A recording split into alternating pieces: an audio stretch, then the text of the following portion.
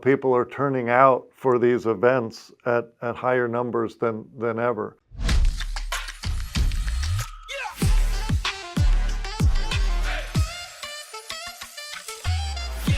Hey everybody, welcome back to Annuity Fundamentals. I am your host, Kylie Malat. Today we have a very special guest. I know we talk a lot on this podcast about how do we put money in agents' pockets. Well, Chris has some answers today.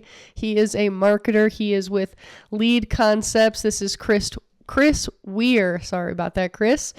He has been in the marketing business and the lead business for 33 years. So when it comes to longevity, that's what we're all looking for in this insurance business. Chris knows how to do it. So 33 years out of the Dallas area.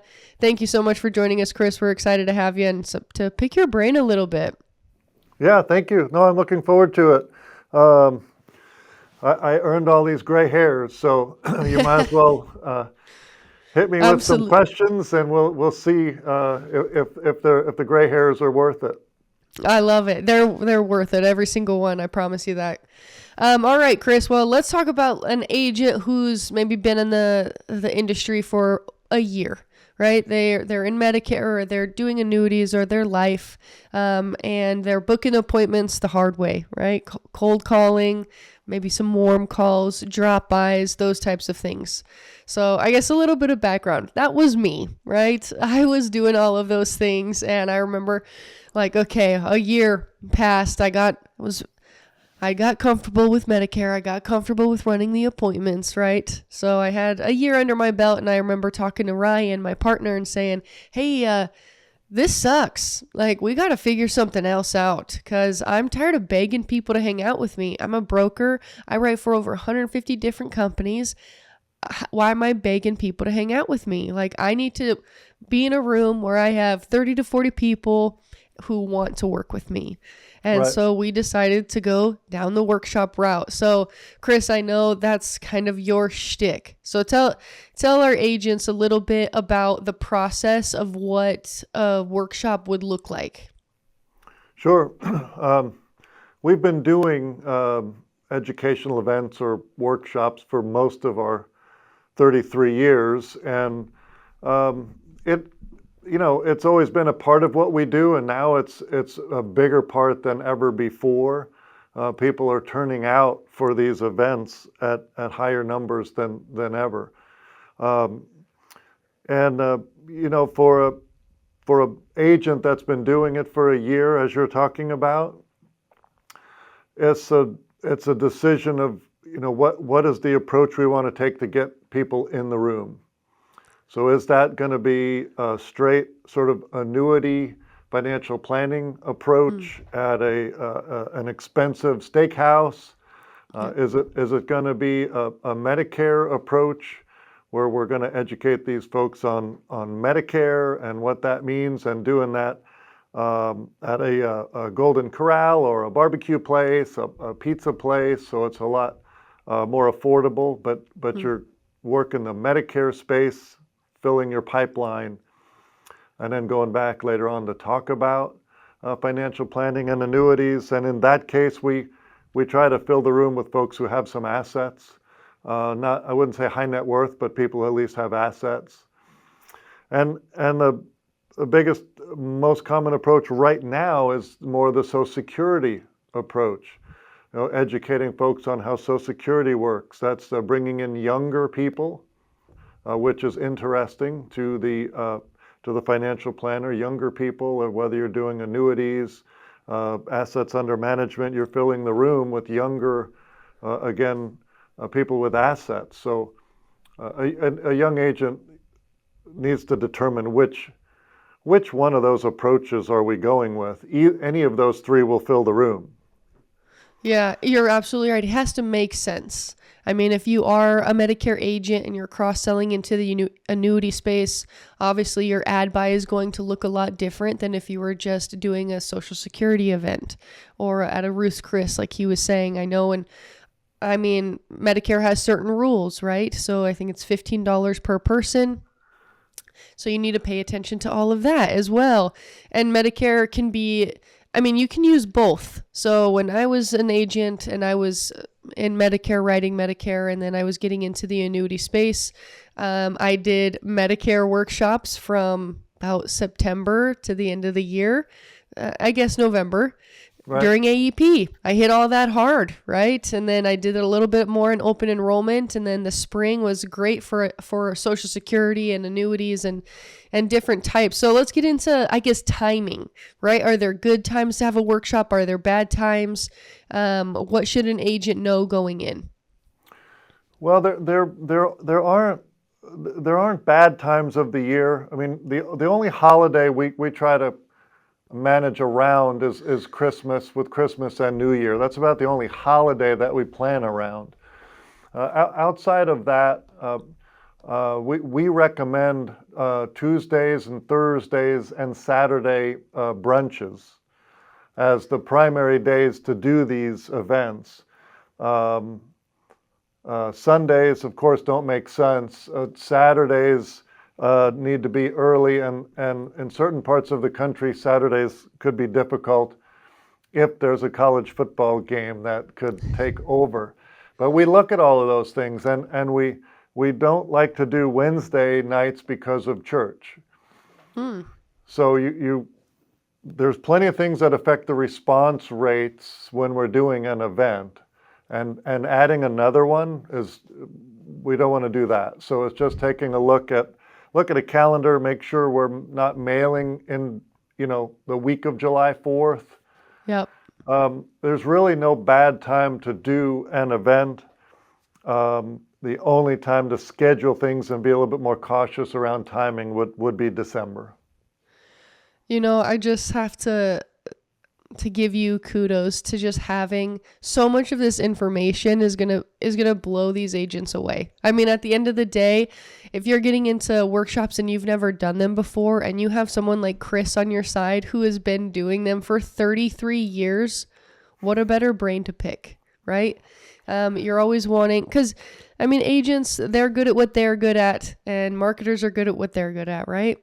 Right. And so it's hard to be a master of all crafts. You can't wear every hat. Well, one of the things for me when you're working with me, truth be told, if you're wanting to do something that I don't think is going to work, or I've done it before and I know it doesn't work, then I won't be interested in doing that. There's no point in me taking that type of an order where if I believe it's not going to work based on what I've seen before. And it may work some, but we want to maximize the results of the marketing. And, if you're doing an annuity financial planning type of a thing where you're really paying for meals, right? The big thing that we're doing with all of our events is we're trying to eliminate those people who just sort of show up for the meal. We go to great lengths to eliminate the people who've already come to your events before, so that they're not invited back again. What are those people called, Chris? What's what that? are those people called? So we're going to have an event, especially if it's like at a Roost Chris, right? So people are going to get that invitation. They're going to see the steak and they're going to think free dinner, right? Right. I'll let you say the other word that agents call them, but I call them professional seminar attendees. There you go. I think agents call them plate lickers. Right. And it's inevitable. We can't eliminate all of that, but we go to great lengths to eliminate what we can, so that if we have a few less people at your event, these are people that are there more for the information than just for the meal. And not all my competitors go to those lengths, and we just feel like it's important, whether you're doing an inexpensive meal or an expensive meal, the room shouldn't be full of people, and half of them are professional attendees coming for the food. Yeah. So I guess talk about the different types of events. So is there ever a scenario that you think having a meal maybe sets you up for success, or would you rather go to like a community center or a library and do just purely education? Right, we do them both, of course. The thing that our function at Lead Concepts If you call me and you want to do your event at a library or a community center, our function is just so that you understand what you're buying. So if we mail a couple of thousand people for a library, you're gonna get 7 people there, and you're gonna have it's an expensive lead. You're just gonna have 7 there, but it's more intimate. You're gonna have deeper conversations, better Q&A. I don't think there's anything wrong with that. But if you want to have 30 people at your event, you can either mail 10,000 for the library, which now you're getting cost prohibitive, and you're not feeding them, so you could put more marketing to the mail, or of course Facebook, because we pull very, very well at these events when we merge mail and Facebook. Okay. It works very, very well. But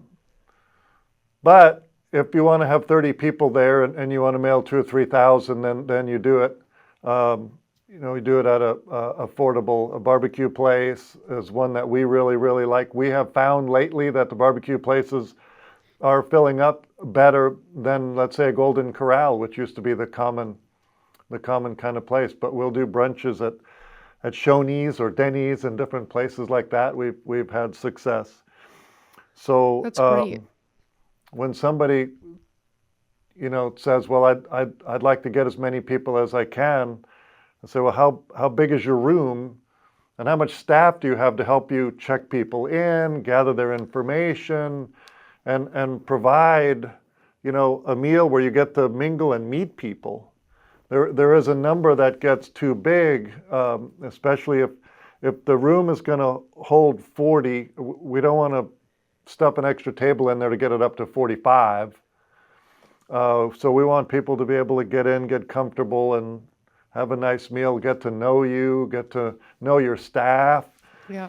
And when people say, well, I'm doing 30 every time I do it, and it's going really well, I wish I could, do bigger events. I say, well, do it at a casino. Yeah.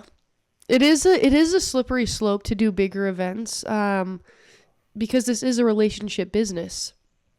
And if you are understaffed, I mean, if it's you and one other person, 30 people is where you want to be, really.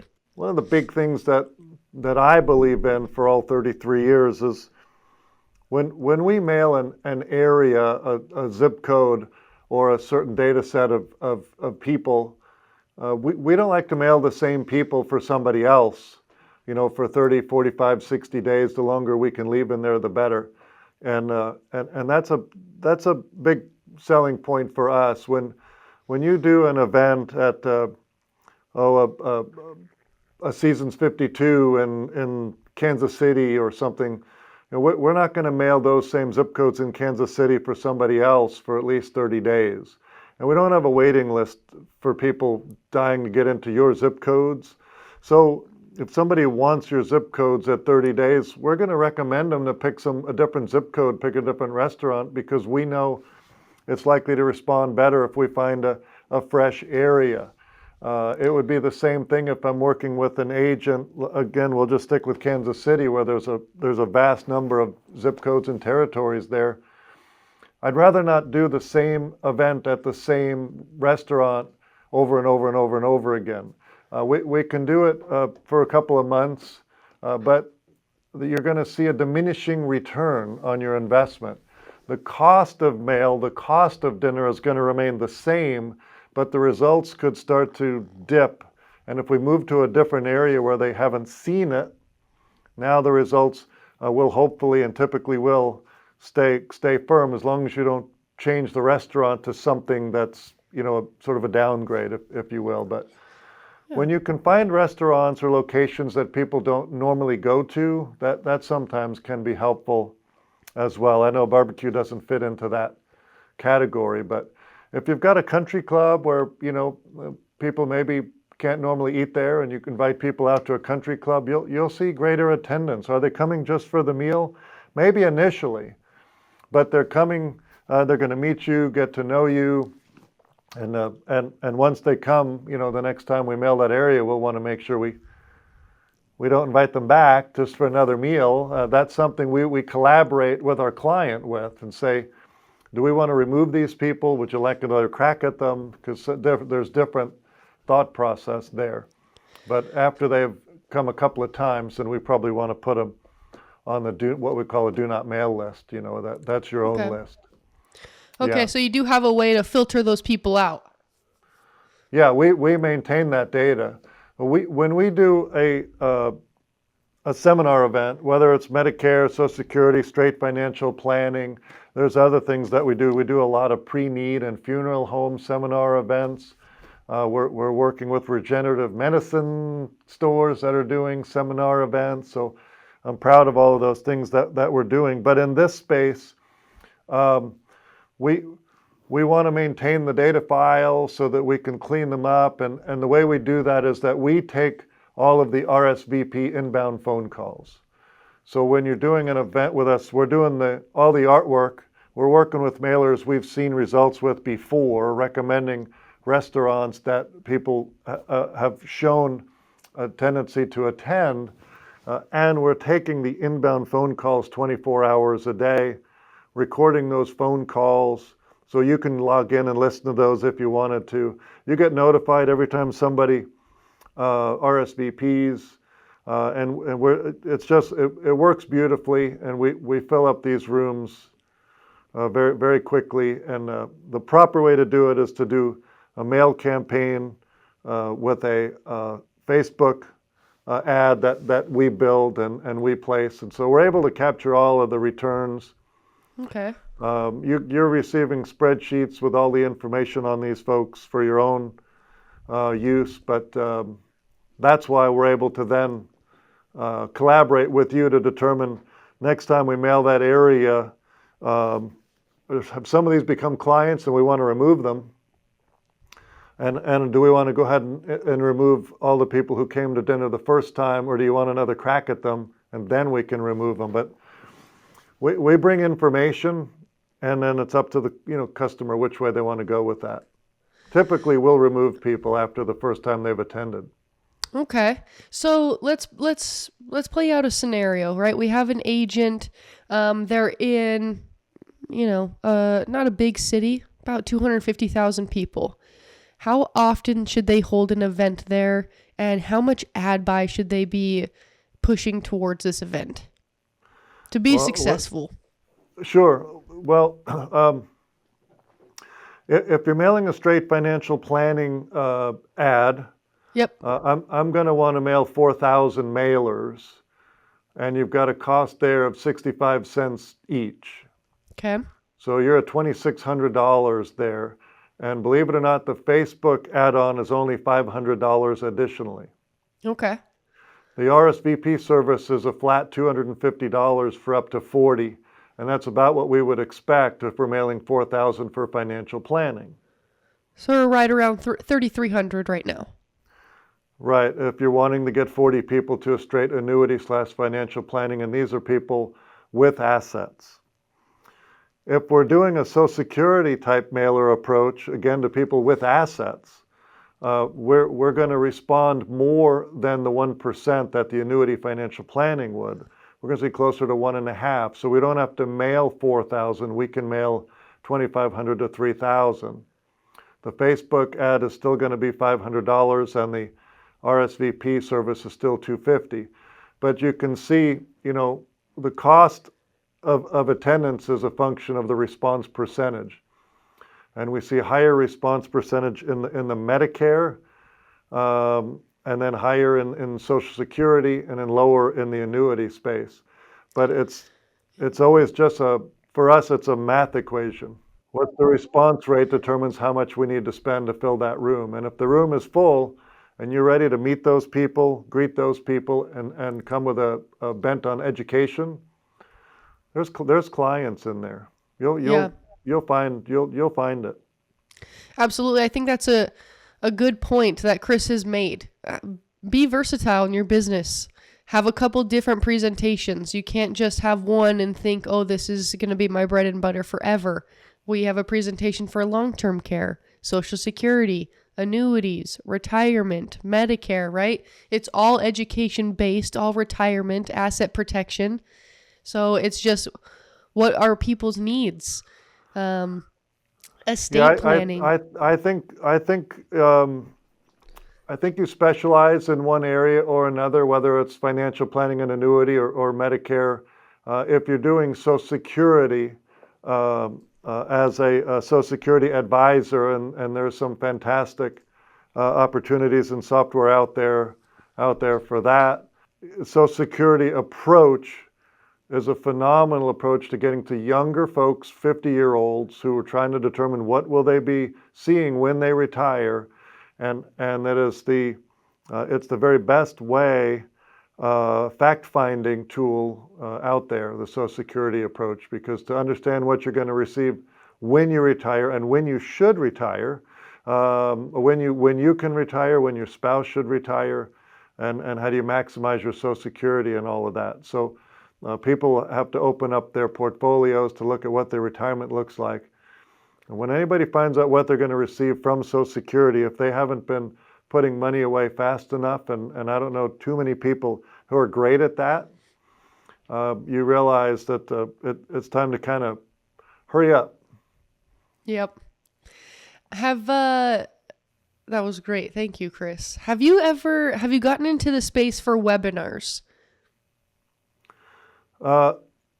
We do a lot of mail and Facebook around driving people to a webinar. Okay. Sometimes they're live webinars, sometimes they're recorded webinars. We are not involved in producing or we're not involved in the webinar itself. So in that case, it requires our customer to be versed in that. Right. But if someone, it is 2024, might be 2025, it's going to be 2025 here soon. I know a lot of agents are wanting to go into more of a webinar space and just really feeling what that looks like. Because of COVID, more people turning 65 are a lot more used to using Zoom and on their computer. So I know that's a big draw. So I just wanted to really get your thoughts on the success of a webinar versus in person, or what 33 years, that's a long time to say, hey, I know what works and what doesn't. What are you thinking about this new wave of webinars? Yeah, the webinar marketing showed up during COVID, and it has stayed, and it's beneficial. And 65-year-olds are younger than they used to be. The issue in the Medicare space is a lot of times the Medicare folks responding, especially through social media, are middle income and below versus above, and that sometimes creates some challenges getting them onto a Zoom. So you have some may sign up but that don't make it. Yeah. But for the Social Security approach, for the financial planning, and as you mentioned, long-term care, people are able to get signed up, and we do a little bit more marketing through Facebook for that with a mail add-on, because it's a technology piece. So we want people who can find us on technology to be able to join the webinar. So we flip the budgets around when we're doing that. And typically when people are doing a webinar, we're not marketing to 1 or 2 zip codes like when we're doing a seminar event at a location. So Facebook marketing, whether we're doing lead generation for any of these products or we're doing Facebook marketing for seminars, Facebook marketing, people think it requires, maybe people think this, maybe they don't, but that you have to spend a lot of money on Facebook to get the results. And the truth is, you don't have to spend a lot of money on your Facebook spend. What you want is to have plenty of population to serve the ad to. Okay. So if you gave me one county in a rural area and said, we want to do a seminar event using Facebook, it won't work. If you gave me one county and you want to do direct mail, it would work.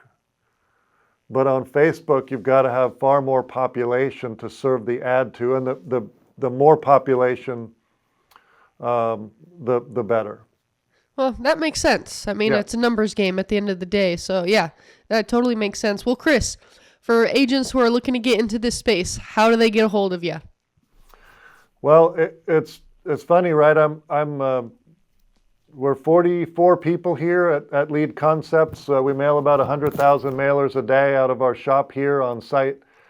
And the best way to get a hold of me is I always just give out my cell phone. It's wild, but I get text messages all day, all the time, and so you may not end up with me in the end, but I want to have the initial conversation with you. So my cell phone is 817-706-7914, and I don't answer that phone. So Is you have that a to text me. text-only phone? Well, my phone is set to not ring because it would just ring all the time. Yeah. So, but I'm traveling all the time. I'm traveling for work, and I'm with customers all the time. So you text me and you will get a message right back, and I'll typically be able to be on the phone with you within 10 minutes. You know what? I have to vouch for that, Chris. I've been to 2 events just in the past year that you've been at, and I know you have given your personal phone number out at both of those events. So there is, you must really love what you do, because you do give out your personal phone number. And I mean, that goes to show why you've been doing this for 33 years and people trust you. I think throughout the past, 25 minutes that we've been talking, you've very come across as you know what you're talking about, and you've been in this space and you're here to help somebody be successful. I mean, you're talking about, people who you're not, retargeting people who have been plate lickers, who have been to the event once or twice already. We're getting that out of the way. Like, you're doing your due diligence, rotating areas, saying, hey, this doesn't work. Let's pivot to a different area or to a different restaurant. And giving that knowledge to an agent is huge. The value is massive. So we will also put Chris's phone number in the link in the bio. Oh yeah, thank you. Along with his website at Lead Concepts. But I so appreciate you being here, Chris. This was amazing. A lot of good information on how to get in front of people. At the end of the day, that's what we want. That's what agents are good at, is being in front of people. It's what you're good at, is getting us in front of people. So we very much appreciate that partnership. Yeah, thank you, Kylie. The big takeaway for me is that I've always said this, and that is that your job as an agent, as a plan, is so much harder than mine. And we're able to look at what is working today, what's no longer working, and how do we get involved to make sure that at least when you're doing marketing with us, at least there's one thing you don't have to worry about, because it's tough enough what you guys have to do, and we don't want anybody doing anything without understanding what the expectations will be, how will it pull, what if it doesn't pull that, because we stand behind, when we say what something is going to do. If we say you're going to get 40 people there and you get 10 people there, we're giving credits back on that. We just want to make sure folks are out there able to make a living, because it's not getting easier. Absolutely. And that was a perfect segue into Annuity Fundamentals. If you are an agent looking to get into the workshop space and you just simply don't have a presentation, or you don't know what to say, check us out at Annuity Fundamentals. Book a phone call with us.